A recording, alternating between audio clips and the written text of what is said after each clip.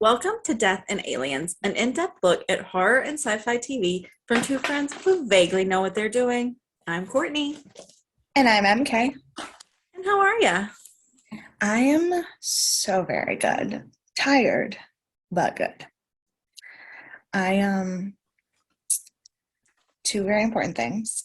First of all, we talked on the podcast, I think 2 Sundays ago, maybe, about the fact that I needed ideas for a couple's costume for Halloween.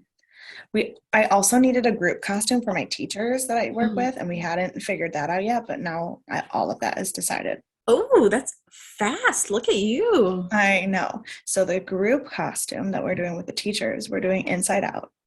I love it. And I'm Sadness. I was Sadness. Yeah. So I love it. Yeah. We'll post our Sadness pictures after Halloween. Yay. And my couple's costume is the Pawns. Amelia Pond was my pseudonym for my law school paper that we had to turn in as the last paper. I am going to be the kissogram outfit, the police outfit from Amy, and he's going to be Rory as the last centurion. Yes, he is. That's the only correct choices. Right. I love it. I'm so excited. And he's like nervous. He's like, are people gonna understand what it is? Like, should we have Doug dress up as the doctor so like we have another person? So like it puts context for our costumes. And I go, I mean, if you really want Doug to dress up as the doctor, that's fine, but like right, but it's not like a necessary thing. No, like if anyone was gonna recognize those characters, those are the costumes to do it in, right? Right. So I'm sorry, my dog's eating paper and fight it out of her mouth. So yeah, I'm going to be Amy Pond for Halloween. I am so thrilled. I love that. I think that is the best one. And of course he doesn't know, and he doesn't watch the podcast, so I'm not worried about Oh, you haven't like discussed it yet. Oh no. He knows that. He and I have discussed the costume thing. But what he doesn't know is that I already have it decided 100% and confirmed with multiple people, and told him that he doesn't get to know until I walk down the aisle, because I want him to see me and hear the music all at the same time and have it be like a magical moment. But the Amy and Rory Pond theme, like the music that they play whenever Amy and Rory are together, is what I'm walking down the aisle to. Which I had picked out well before him and I talked about Halloween. I love that. Yeah. I'm gonna cry. Speaking of things that I love and that make me cry, the other most exciting thing that happened in my life is that I am officially a first-time mom to a tiny baby lizard. It's so cute. It's so cute. She sent me pictures right before we got on here. His name is Pip, and he is a fancy leopard gecko. That's actually the breed name, but also he's just fancy. And he is wonderful and adorable and very, very excited and move arounding and like exploring, which is not very common for a leopard gecko, but like he's super, super excitable. And he had a rough day on Monday because it was the first day with the kids, and he was like really scared, and they were loud, and he like hid all day, but like by the end of the day today, he was just like coming out and hanging out and doing his thing. And he gave me kisses today, which is weird because it's a lizard, but like he was sitting on my hand and he went on my hand. I love that. Yeah. And when I first was trying to set everything up, I was like trying to get control of the humidity in the tank and everything. And I literally called Dan like crying. And I was like, I don't know what to do. Like the humidity is too high. Like the humidifier is not going to get here in time. Like I was like freaking out. I was like, what if I kill him? And it's only been 3 days. And then I was like, if this is how I feel about a 2-inch long lizard, ooh, what am I going to do when I have children? Right. Like, I have never loved anything as much as I love this lizard. So I love that. I was kissed by a manatee and a dolphin. Oh, and it made my life. I love that. How have you been? Well, I'm grand. My dog is eating more things off the ground. I don't know what's happening. I'm so sorry. Hey, what do you have? What are you eating? Sadie, get it together. Come here. Bring me your face.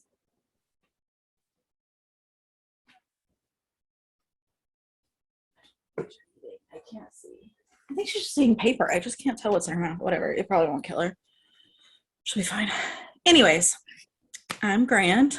I am getting revved up for busy season at the bar. So Okay. I came back from my trip Monday. I got back in the city at 4. I slept for 14 hours and then I worked for 17 hours straight. So Good. Good, I good, am good. back at it. I will be working an insane amount of hours in the near future. I picked up an extra day this week because money is good to have. And I apparently also need to go see every Broadway show that's ever come out because, in case you didn't hear, I went offline for Everything's 4 days and and everything Phantom closed. is leaving Broadway. Yeah, the fact that Phantom of the fucking Opera is closing on Broadway, there's no hope left for the world, really. I am distraught. Beetlejuice is closing. Fine. I knew it was going to. I knew I had to prepare Yes. myself. No problem. What else? Something else announced that it was closing, but maybe it was something I've already seen. I don't remember what it was. But Death of a Salesman is in previews right now, and that's amazing. The cast has now chosen us to be their home for after the show, which is super tight. I They are love that. incredible. It's like a stellar cast, and they're just super chill. It's like Wendell Pierce, Sharon D. Clark, Bill Delaney. Like, the only person who hasn't come in yet is Andre Shields, which is fine, I guess. Maybe they'll drag him in Guess. one night. Maybe. But like everyone's just so nice. Like Bill Delaney last night, he was like closing everything out. I didn't recognize him because he just looks like a regular guy. He was in like he looked like a dad. He was like wearing those like shorts that dads wear with like a button up like shirt, like t-shirt type thing.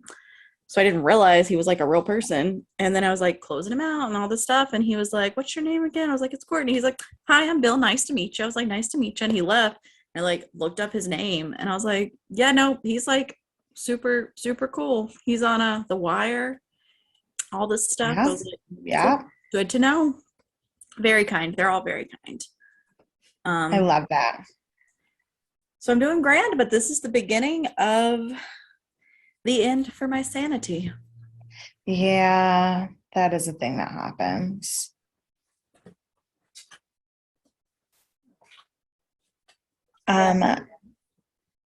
If you remember this time last year, you don't because I wasn't as busy this time last year because the bar had just reopened. I had just started Yes. working there. I was still bright and perky and had all the hope in the world. But if you remember like November last year, Oh yeah, yeah. It was interesting for that sure. is now from now until January. So Good. we'll Fantastic. You know what else is grand and Is important it, if I'm gonna survive life? I was gonna say, is it a quote about spiritual growth and You know, affirmations? it is. Because I was looking some up too, because I know you were running out of ones that I you had found saved. one. Oh, I found good. one. I'm prepared. Last minute, but I am prepared. Fantastic. The most wasted of days is one without laughter. That's So true. if That all is else so true. fails, you can listen to us and laugh, and your day will not be wasted. That is very true. And I can guarantee if you listen to us, you will probably laugh because it is a mess. Whether at us or with us, and we're fine either way. Yeah, We will for do sure. things for views, so it's fine. It's true. So this week, we are watching Bates Motel season 3, episode 6, called Norma Louise. Norma Louise. What a Norma bit. Louise. It aired April 13th, 2015. It was rated 9 out of 10, which is fair. Yeah. Literally the number one song, movie, and book are all the same. Good. Uptown Funk, Furious 7, and Girl on the Train. However, very exciting and very topical for Stargate. Oh. On this day, this hallowed day, Avengers Age of Ultron premiered in Los Angeles. Okay. So good times, little Thor tie-in, you know. Very nice. Very nice. Nothing else happened, and if it did, nothing else mattered. So that's fair. Yeah. Yeah. I have some new stuff happening. Our director is Phil Abraham. You have indeed not heard that name before because it is not Tucker Gates. He is known for Ozark. Okay. Daredevil from 2015. The Long Road Home, which I have not seen. I do not know about. Sure, it's lovely based on the other things he's done. Yeah. And Mad Men. So like, Mad Men. He's done some stuff. Ah. Made a name for himself. He sure has. No new writers. Okay. Our guest star is Wilson Bethel, who might seem like an odd choice, but we don't have a lot of choices. He played Taylor, the guy at the bar, when Norma's at the bar dancing with him. Oh, okay. No. Sorry, couldn't remember. But things about him. Where's my note that says, I know that guy. Who is that? Yes, you do. Okay. Yeah. Let me tell you. Yeah. He is known for Heart of Dixie. Yes. I have not watched, but has been on my list for quite a while. Okay. I love, is it Rachel Bilson's in it? Yeah. Love Rachel Bilson. And Generation Kill. Okay. I don't know what that Which is. I've heard of, yeah. Oh, good. Inherent Vice. Again, fine. And How to Get Away with Murder, which is where I've seen him from. He is a very small recurring role, but he is indeed a recurring role. So I've probably only seen him like 3 or 4 times because I haven't finished it. What is his name? And I don't know because I wrote these notes 2 weeks ago. Oh my god. How on earth am I supposed to know that? I don't know. What's his name? His actor's name. Wilson Bethel. Wilson Bethel. I was going to say Bethel, like the church. And I was like, did not grow up in my hometown. No. Things are not the same for you? Nope, they are not. I swear he was also on something else that I'm sure he was. Seen. That is actually what I recognize him from, but because I think I remember looking him up for that. Charles Mahoney. Okay, that means oh. Yeah, he was Wade in Heart of Dixie, which is like the main guy. Yeah, I was like, he's like the main character in that show. But the thing that I kept seeing in my head, which was a very strange thing, he played Scott Carpenter in who is a real person. Scott Carpenter was an American aviator, but because he was in the show The Astronauts Wives Club, which Brianna and I were obsessed with. Great. That is not a thing I've ever heard of. Oh my god, it was so good. I'm sure it was good. Fabulous. What is it called again? The Astronauts Wives Club. Okay. And it was basically like a mini series, but it was like the Real Housewives of the first ladies of American airspace. Like, and it was based on like the real wives of like Buzz Aldrin and Scott Carpenter, and and it was. This makes sense. It was so good. This sounds exactly like you. Yeah. Of course it does. I am a cliche. But yes, but he played Scott Carpenter, and that's why I knew his face immediately. Love it. But funny, because I was like, Taylor, a guy at the bar, what are you talking about? And then I go, oh, wait, no, I literally wrote a note that I know him. Yeah. So I have some fun facts about him. Okay, I love it. There's a lot. I have a few. I believe it. So he has 8 siblings. Let's start there. So he's one of quite a few.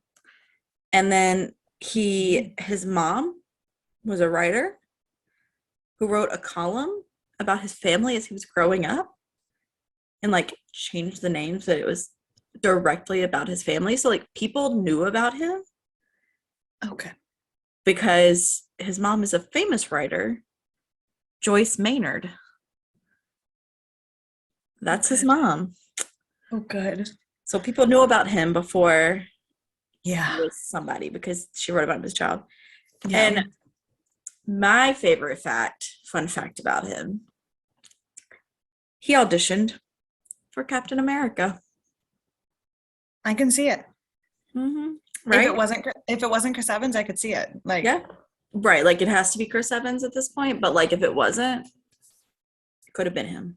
But wait, who did he play in the new Daredevil? No. Phil Abraham directed it. Wilson Bethel wasn't in it. I swear he was. I just saw that on his IMDb. Oh, well, I don't know. Yeah, he was definitely in Daredevil. I haven't finished Daredevil, so I'm okay. I was like, no, I literally just looked at it. Hold on. This is a thing that happened. He was in it, but my phone is loading so slowly. Do you have any other fun facts? Nope, that was it. My favorite fun fact was that he auditioned for Captain America. Someone else also did, and I forgot who it was because it's been 2 weeks. And it was not him. It was somebody else. He played Dax, like Ben Poindexter in Daredevil. Honestly, I watched the first season when it came out.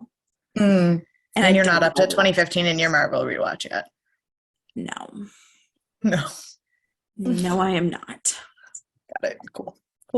Correct. So I am in, Spider-Man 3 is my next film. Oh, wow. Yeah, that's a year that I was alive for, at least. It is a year we were alive for. I'm in the early 2000s. 2007. Yeah, I'm in the early 2000s.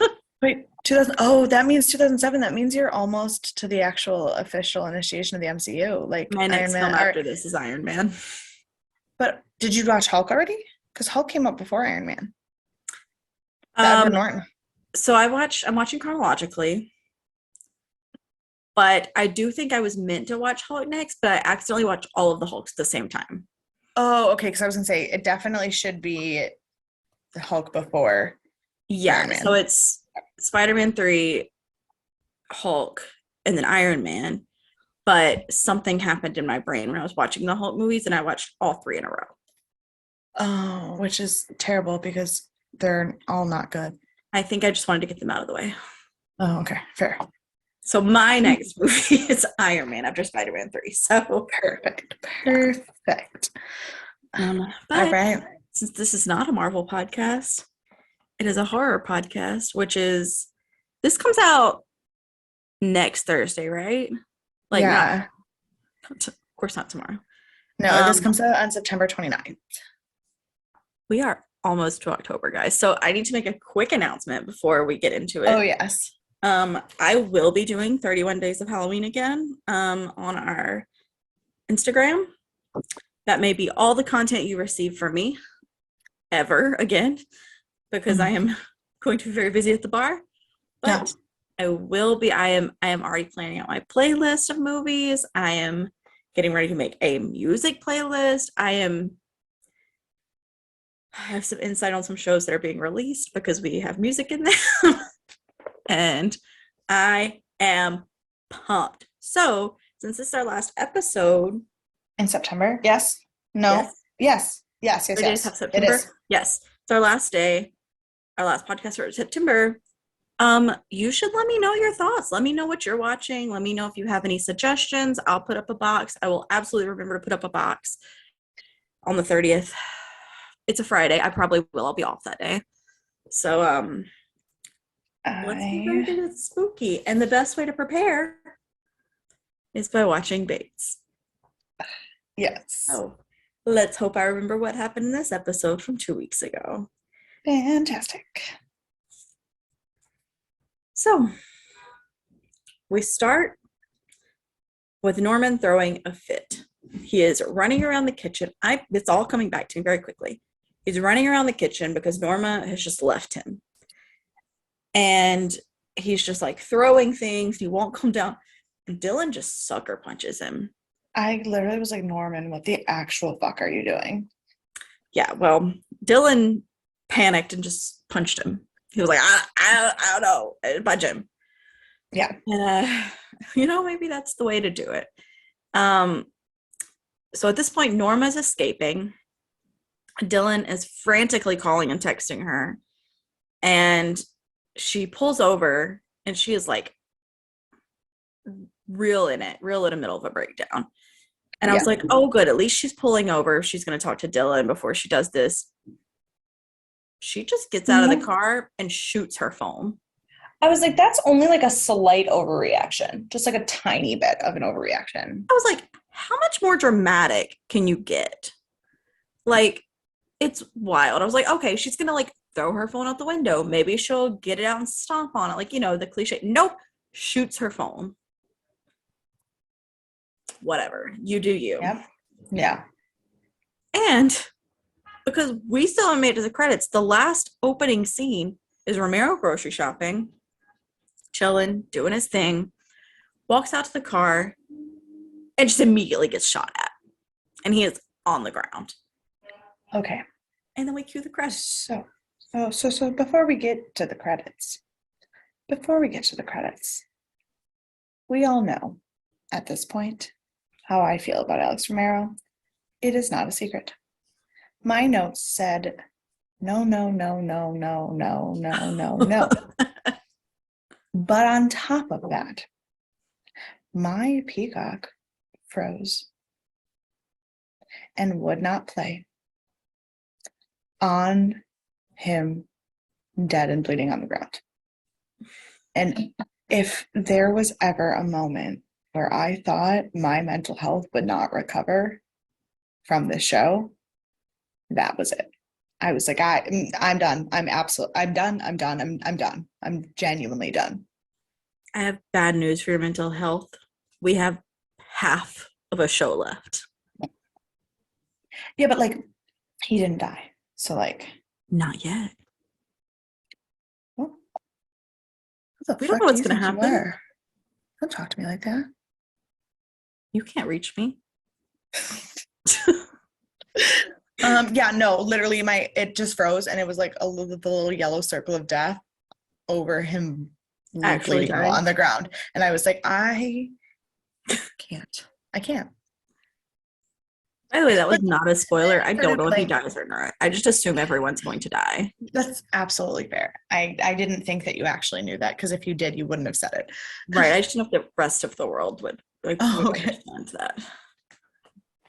Yeah. Yeah, but then the credits happened and I was like, oh, yeah. Okay. Because they just want to get us real riled up. Whew. So now Norma has escaped to a new town because she just can't handle life. Which, like, to be fair, also very dramatic escape. I think about it a lot. There are days that I'd be like, I just left. I guess technically I've done it multiple times.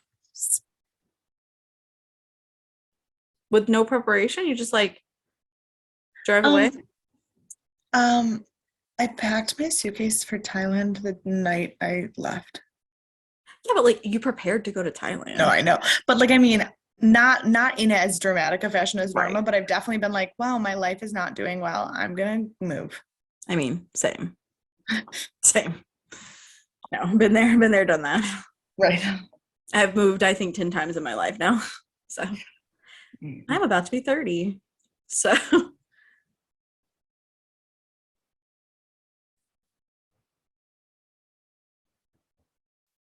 I'm at 8. 8 times I just moved to a different city and came back. Yeah, I moved like 5 or 6 times in law school. That's 3 I mean, years. For those who don't know. in different houses that I've lived in, it's been more than 8, but like I've like picked up and moved to a different city 8 times. Oh, I forgot the one that I didn't have a choice about when I was 1 years old, so 10. There you go. There you go. Yeah. Yeah, I just leave. Yeah. It's the best way to go. We are clearly an advice podcast. Yes. At least follow what we say. Always. Absolutely. Healthy But as an advice. attorney, do not follow anything that I say because I do not want to legally be held responsible for bad choices you make. I don't want to be held morally responsible for any choices that you make, good or bad, truthfully. So fair. So my next note is, what's the first thing you should do when you run away from your life? Go shopping. She just makes something. I wrote, Norma, you're insane. No, absolutely correct. Yeah, she's insane. And I didn't put the end on the end of Norman, so I got very confused. We go back to Dylan and Norman, and Norman is still throwing a fit, and he's like, this is what she does. She's Norma. She leaves. She's left me. She's never left me before, and the world is ending. And Dylan's like, no. You're different. She's not going to leave you. And Dylan, bless his heart, is trying so hard to take care of Norman. This scene, I wrote that this scene actually like made me feel really bad for Norman. Like, he's a full crazy pants. Like, I'm mad about it all of the time. But like, to be the kid of a woman who like does that, who just picks up and leaves when things go wrong, and you know that that's her MO, and you know that she's incapable, and you've always been the only thing she hasn't left, and now she left you. Like, right. that is tragic. That'd be like if I left Sadie. Like, I've moved a lot. I moved with her 6 times.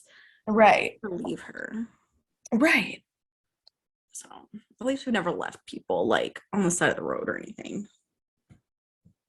So and then he starts saying, I feel strange, like I'm outside of my body. But instead of dissecting that or deep diving in walks Emma. We don't get to discuss that anymore. And Dylan and Emma are talking to each other, and he's like, Emma, I need this. He's like, I don't know what to do, blah, blah, blah. Emma's like, should I stay? And I don't know if Emma is the best thing, like the best resource for Dylan. I love this combination. See, I said that I no longer trust any of Emma's intentions. I for sure fully don't trust Emma anymore. I mean, I think that's totally fair. I'm not there yet, but I'm not shocked you are. But I did think it was really sweet, Dylan. He's like, can you breathe? Do you need to go home? And I was like, Dylan, she knows how to make herself breathe. Like, she's still a child. She's not a full adult yet, but she's done this for like 18 years. Like, she probably knows how to not stop breathing. Yeah. And so that made me laugh a little bit. Our 1 second of levity in this episode. Right. But thankfully, the next scene, we go back to Romero, who is not dead. Thank God he's alive. I would have quit right then. I literally, in my notes, wrote that I would have quit the podcast. I put, thank God he's not dead. Yeah. But he is panicking. And yes. When he's panicking, he makes a phone call. And I am so concerned for him. Because his first phone call was to Norma Bates. And that's a fucking choice. Normal, he didn't have to make a phone call. Try again. Yeah. It's a choice that he didn't have to make. And I really wish he hadn't. Like, he's lived in this town for ages. She's not the only person he knows. Right. Oh, goodness gracious. He is blessed. I put bless Alex. He is just losing it. Yeah. It's fine. Let me go back to Norma, and I just put, okay, fur coat Norma, because I she wrote is that. dressed to the nines. I said, that's a fucking choice for a look. Yeah. Like she is real starting her whole life over. And we get a throwback to Psycho, because the next thing she does is trade out her car a la Marion Crane style. Facts. And it was so reminiscent of the scene where Marion Crane changes in her car, because she trades in her car and then she ends up at this dark hotel, like this dark, creepy hotel. And that's the exact same thing Norma does. Well, Norma's hotel happens to be the dark, creepy hotel. She has Yeah. indeed found another one along the way. Yeah, but also it's the fact that she's being followed. Mhm. Like as she's doing all these things, we see that she's being followed, which is what Marion was afraid was happening to her. Right. Yes. Whereas Norma's not afraid, and it is. It's exactly what's happening to her, yeah. And then she starts having flashbacks to her childhood, which is devastating. And it is devastating, but to the throat. I felt a little vindicated. I'm not there yet. I knew you would. I think this is a setup. I think it's a setup. But because Caleb is shown as her protector. And I think in this flashback that nothing bad has happened between the two of them yet. I do think he was starting out as her protector. I do think they had this great relationship for a while before it went off the rails. But I never denied that either. I think that everything that he said last week about how he didn't know that what he was doing was wrong and she was just smarter than him. But is it a game? Because he's kind of smart. He's smart about certain things, but I don't know if he's smart about people. I don't know either. We'll see. We'll see. So we go to Norman. And he thinks he hears Norma. He doesn't. And then the lights start flickering. I don't 100% remember the scene, because my next note says the lights are flickering, like he sees a monster, but no Norma. Okay. So first something happens with Emma being crazy, because my first note says, what the fuck, Emma? So I don't know what she did. But then my next note says, holy shit, Norman, because he starts to like panic that Norma's not there, and then he runs into her room, but then the wall is like melting. Yeah. And there's like this weird fucking like hallucination dream thing happening. And it's like genuinely the first time that I felt like this was a horror TV show. Like it was fucked up. Yes. Very I wish I knew what the fuck I was mad at Emma for though. I do too, because I don't even have a note about Emma right here. Sorry. Yeah. Was that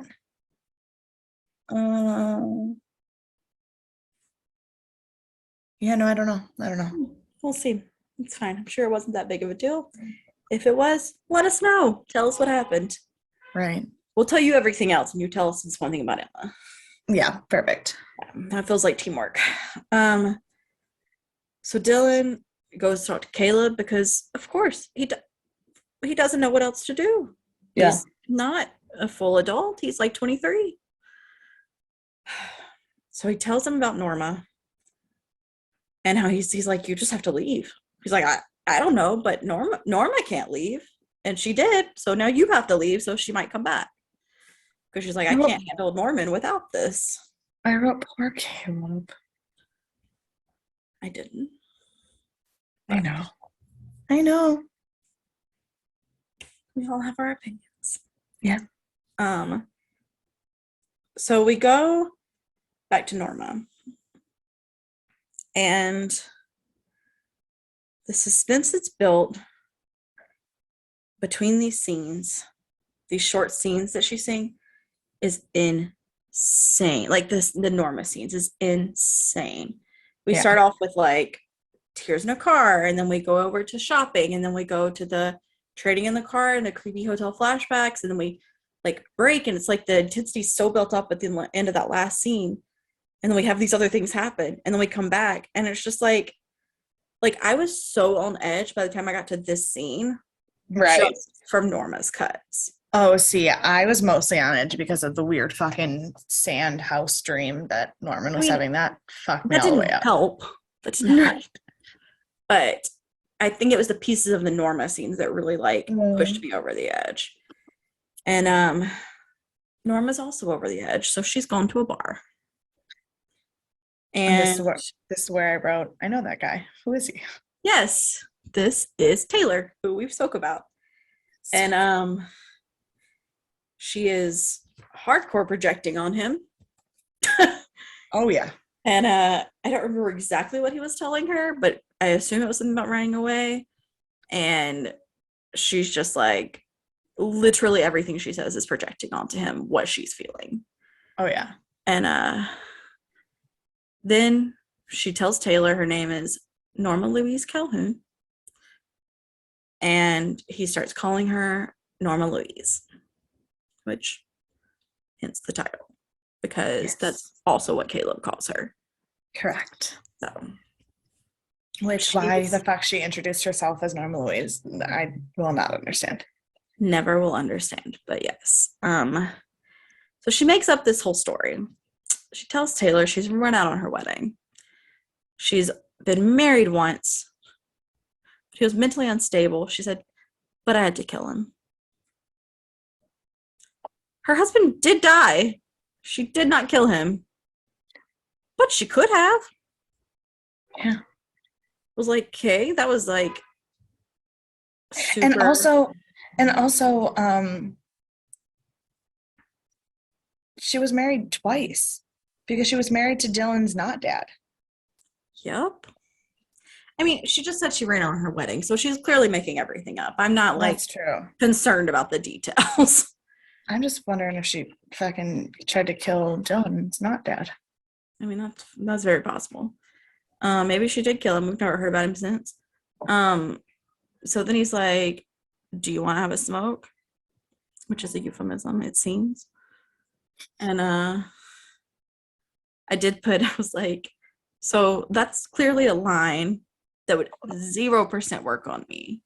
Like, correct. I hate smoke. Like, me too. I would, like, whether I picked up on what they wanted or not, I would be like, absolutely not.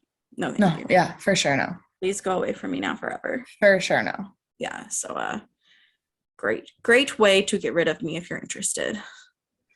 However, It does not work with a podcast. Sorry.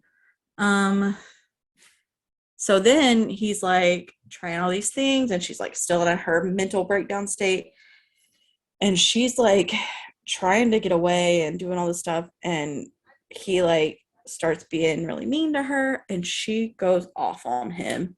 And I was like, you tell him, Norma.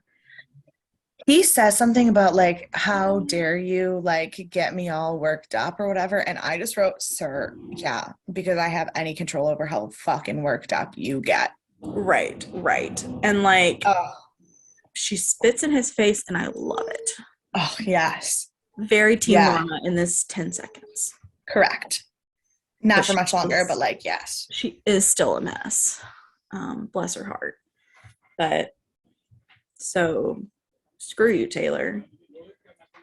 But also we're pretty sure we like you like as an actor. So yeah. Kudos. Right. Great job. So then we go to the basement. And Norman has his classical music back on. We've gone like real back to the roots for this episode, which is fun.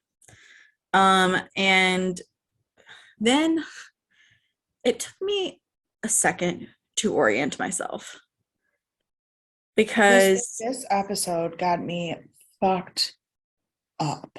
Because you have Norma becoming a brand new person and lying about everything and losing her mind, and then you have Norman imagining everything. Literally, it's like, I don't think anything that happened with Norman in this entire episode was real. It wasn't, except when Dylan punched him. Like everything else was in his head. And so the first thing he does, he's talking about a bird, it's come to life, and he kills it. And even though it's in his head, this is the first time he's killed a living creature that wasn't a person. That like was completely innocent, that had no like Yeah. thoughts. And so like even though it didn't technically happen, thank goodness, he thinks it did. Well, but he's also like talking to his dog that is not alive and like Yeah.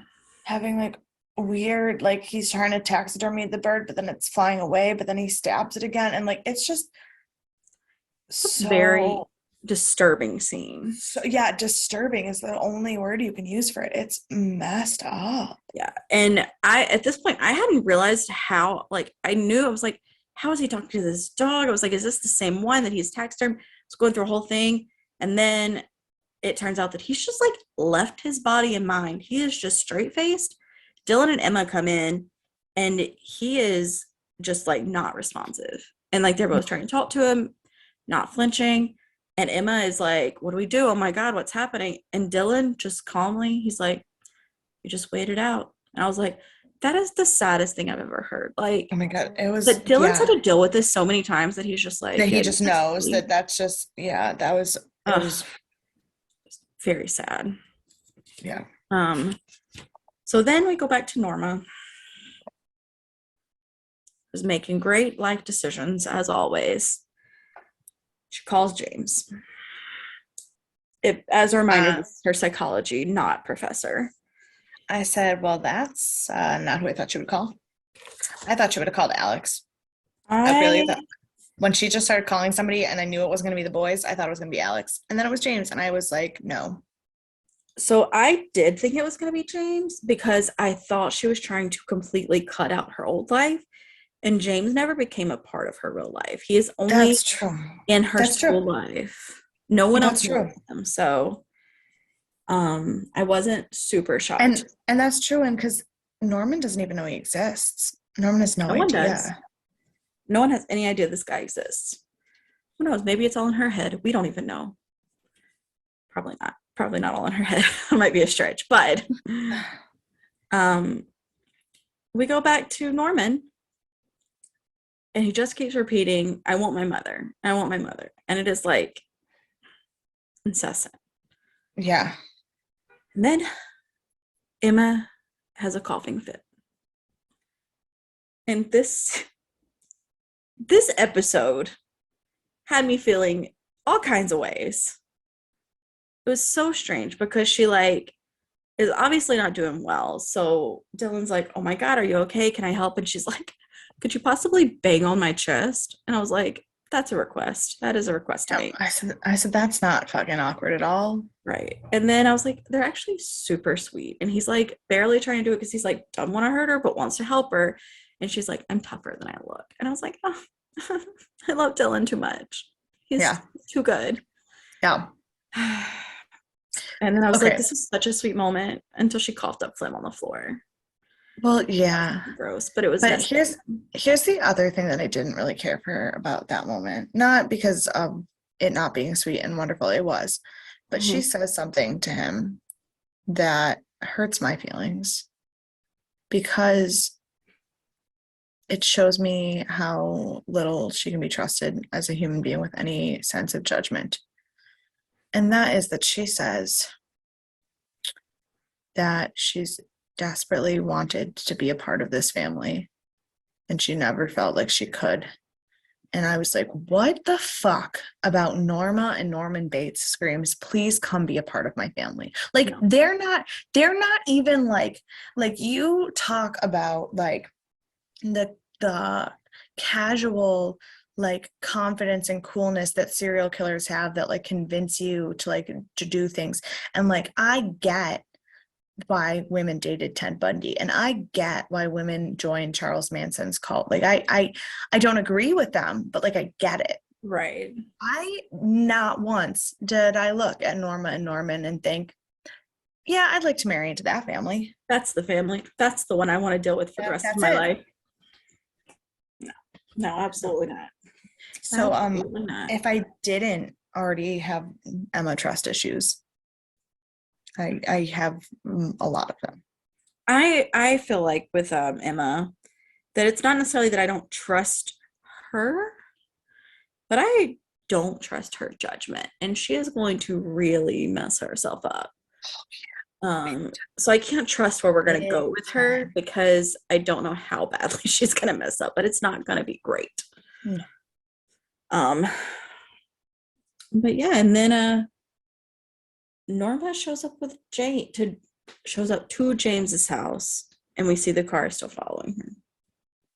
Or a car. I honestly do not remember if it's the same one. I did not keep that close tabs. I assume Yeah. it's the same one. I put a star beside this. I don't know why. Oh. Probably not important as I thought it would be. So go back to Alex. He's in the hospital still. So lo and behold, Marcus, the gem of a person he is, Yeah. comes up to chat with Alex. And he's like, Bob's done with you. And he wants to kill you. Great storytelling, Marcus. Yeah. And then he's like, here's the thing though.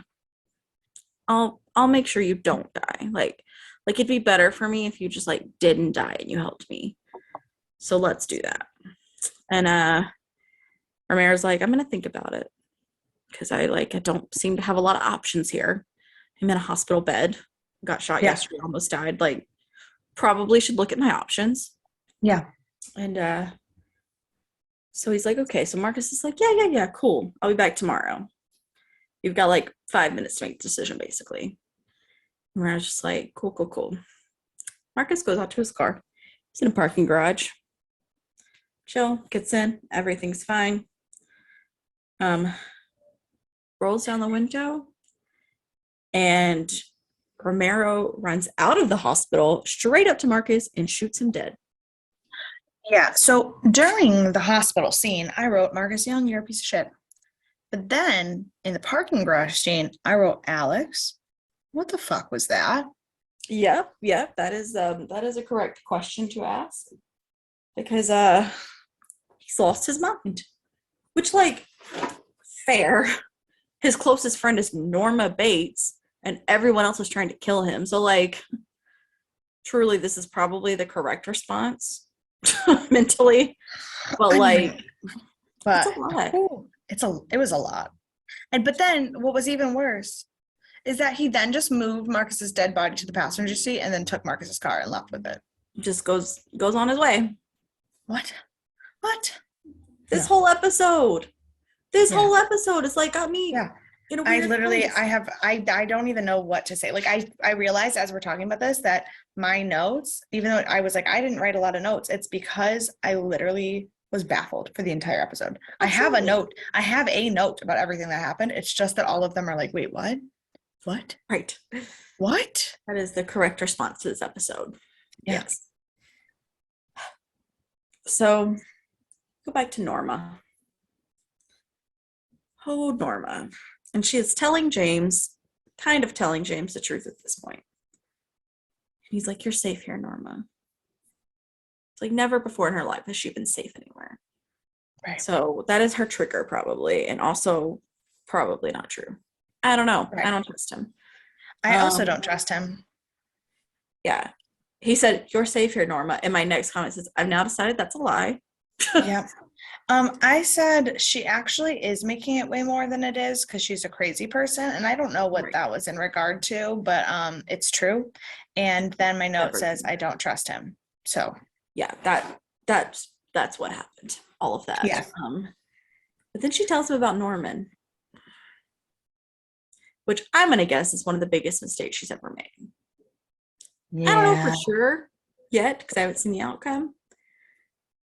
Oh, she even tells him about Norman killing his father. This is the first person aside from Dylan who she's told. And I will say, I honestly cannot believe she's taken this long to crack. Yeah. But this was probably the most inopportune moment also. Mm-hmm. Like, this should have happened with Alex. not with this random James guy who's gonna do something terrible to her. Right. He is not yet, but I assume he will do something terrible to her. Correct. I agree. So then Norma tries to run away, as her MO suggests, and he doesn't let her. And I will say, as much as I hate this guy, that is what she needed in this moment. Yeah, she needed to for sure. be, like, sat down and like, you can't go anywhere. You have to stay here. And then I put, Norma, you can't kiss him, because she is naturally. Of course. And then I said, James, you're sober, do something. And he does the wrong something. He sure does. Does the wrong something. Yeah. So I don't know. thing. I wrote what the fuck is happening, and Norma is batshit. Those are the things I wrote. So yeah, that is a great summary. Yeah. Of the scene. So then we go to Dylan. And if we already didn't have enough chaos in this episode, he walks to the kitchen, Norman dressed as Norma, acting like Norma, thinking he's Norma. This is where I wrote, what the fuck is happening? Yeah. And that is also what Dylan's face said. And he's just like not sure how to handle it, because he's like, I know I'm not supposed to like try and shake him out of this, but also like, this is creepy as hell. And so then Norma, air quotes, tells Dylan that Norman's sleeping, and why don't you go wake him up? And Dylan's just like, okay. Yeah. And he's like, he just has no idea what to do. Like, what do you do in this situation? No idea. No fucking idea. And like, wild times in the Bates home. And we flash over to Norman, who's back in bed at this point, and Emma's watching over him. And Dylan walks in and basically is like, tells him if she can leave, and he just lays down beside Norman. And I was like, dude, I feel you. Like, yeah. Like, what else do you do? Like, just give up. Just like, exactly. So we back to Norma, who has decided she's going to talk to Caleb for Norman and Dylan's sake. And she does this whole, like, is it alliteration to the Giving Tree? No, allusion. Thank you. She does this whole allusion to the Giving Tree and explains how, as a mother, you just give and you give and you give and you give until you're completely gone. And I was like, okay, there's a little give back. You get like love from your children. You get like, like there's a little give and take, but yeah, she just like has no happiness in her life. And she's like, I'm not meant to be happy. I'm not meant to have anything. I just have to give these things to people. And I was like, yeah, a real rough way to look at the universe, but like, I don't not understand her, I guess, like from what she's gone through, that makes sense. Right. But yeah. So we have a brief flash over to Caleb, who has decided to take the neighbor's driving gig. I wrote, but like this foreshadowing, he's going to take it and something really bad's going to happen to him, and I'm not happy about it. Yeah, we'll see what happens. Okay. And then we go back in Norma's home, and she's decided everyone's going to talk to Caleb. If she's going to talk to Caleb, everyone's going to talk to Caleb, and she is mad. And I was like, all right, Norman, just gather everyone up, gather the crowd. And Norman's like, what's going on? Where have you? And Dylan's just like, do not ask questions right now. Yes, he said, I have a lot of questions. And I said, yeah, Norman, I too have a lot of questions. We all have a lot of questions. So many questions. Now is not the time. Correct. When Norma comes in like a tornado, you just let her go. And so they get over to Dylan's, and she walks up to Caleb's camper, and she stands there, and she gets ready to turn around and he opens the door.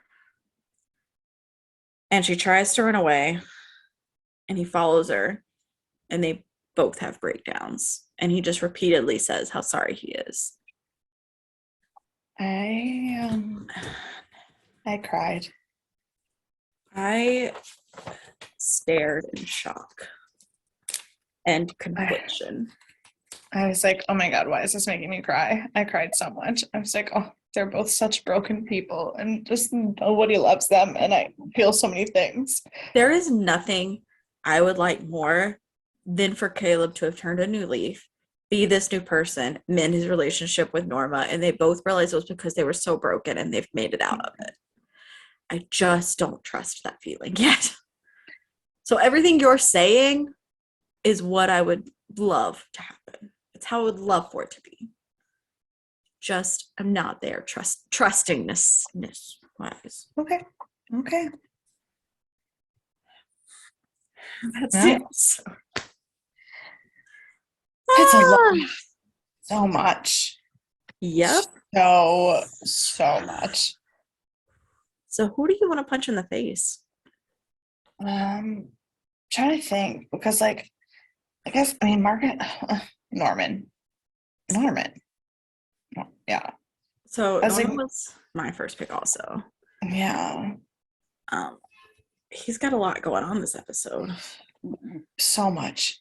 But I did have a backup because I always do just in case. Yeah. I would punch James. I know he has actively not done anything to hurt anyone aside from not following ethics as a psychologist, whatever he is. I don't know what he is. But I don't trust him. Yeah, for sure. I don't either. Who's your MVP?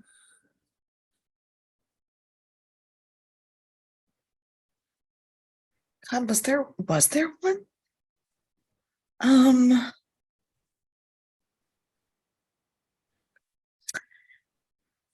I mean, I guess Dylan's really the obvious choice. Dylan really is. He held everything together while Norman was quite literally having a schizophrenic break. So, like, who else could there be? Yeah, Dylan would have been my number one choice. But I do have a backup you will disagree with, but I did pick Emma. I don't distrust her yet. And surface level of what we've seen, she's just trying to be there for Norma. Right. And I will say, like, in this episode, even though like she gave me the ick a little bit a couple times, like she didn't do anything massive. Right. I just have a weird vibe from her, but like it's the same Totally as like fair.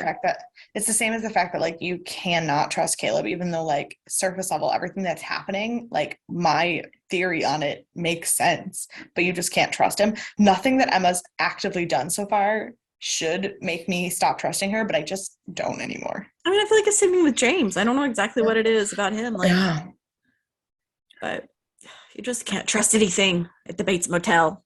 No, not at all. Not at all. I do, however, have some trivia for you.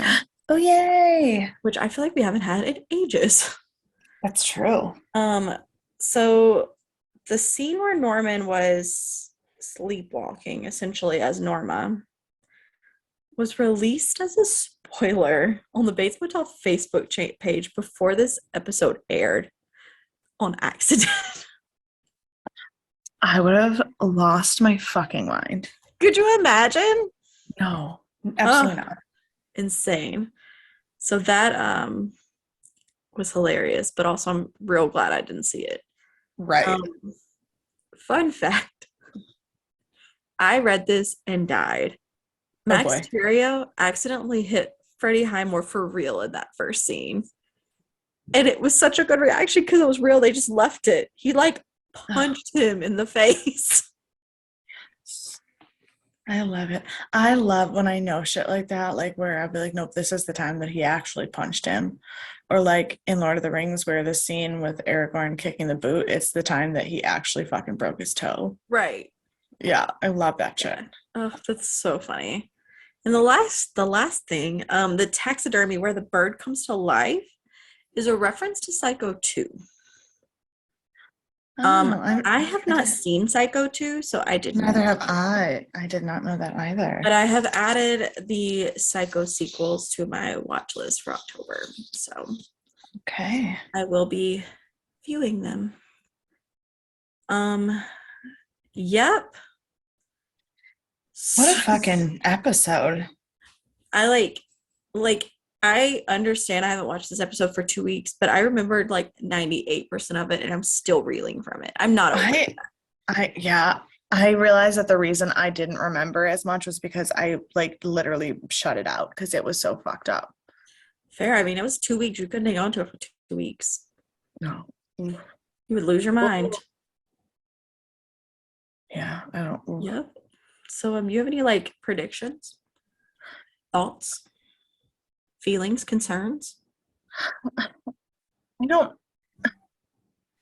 don't even know. Like, I genuinely, somebody's gonna die. I just don't know who. Oh my gosh. I mean, Marcus died this episode. Yeah, but he's a fucking piece of shit. He didn't really count anyways. He was very, very short run. I feel like somebody big. I don't necessarily think next week, but like maybe like the week after, like episode 8 or 9 or something, somebody big is gonna die. Yeah. I just don't know who or how. But like shit is out of control right now. Truly. And in a show that's about such fucked up and isolated people, the fact that we have like 6 solid main characters makes me feel like somebody big has to die. Someone's got to go soon. Yeah. Because like we've got Norma, Dylan, Norman, Emma, Alex, and Caleb that are all like solidly big characters. Mm-hmm. And I don't trust that we can have all 6 of them survive this season. I think that is a good call. I don't know which one it is. I know which one would be the least skin off my back. Who? Caleb. Oh, of course. Yeah. And then of the other 5, Emma. Sorry, like I know that sucks, but like I don't think Norma can die yet. And no. I know Norman won't die. Right. And I think I couldn't handle Dylan or Alex yet. And that's fair. And I feel like it would be weird to have Alex die this season since we had this whole like fake out scene this episode. Right. Like it would that would be too much. Yeah. Unless they do it because it would be too much. Right. I mean, that's possible. Like we're like lulled into safety because he already had a fake out death, so then we don't think he's gonna die, but then he does die. Oh, I could not. Down. I could not. Ooh. Yep. Well, it's been fun. It's been something.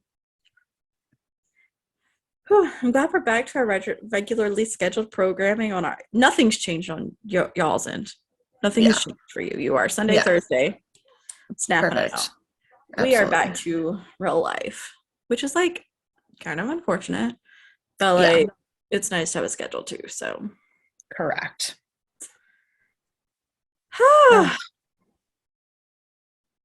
Yep. About them bills. Right.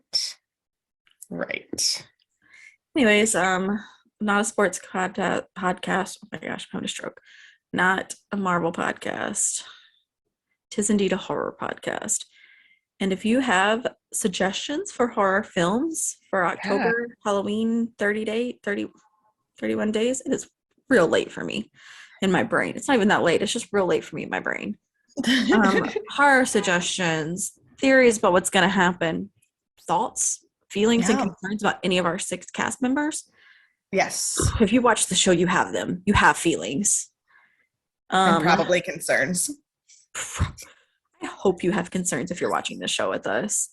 If not, I will have even more concerns than I currently do. Right. All of these things can be sent to our email, deathandaliens@gmail.com. You can find us on all the social media, and starting Saturday, you can watch 31 Days of Horror or Halloween with me. I don't know what it's called. Movies. I'm watching scary movies in October. And it's October. It'll be October soon. So that's cool. You can find us on all the social media, Death and Aliens. You can find me at CE Cloud 13. And you can follow me everywhere at EMKAY_superstar. And we will see you for Sci-Fi Sunday in Sunday. October. See Yeah. ya. Bye.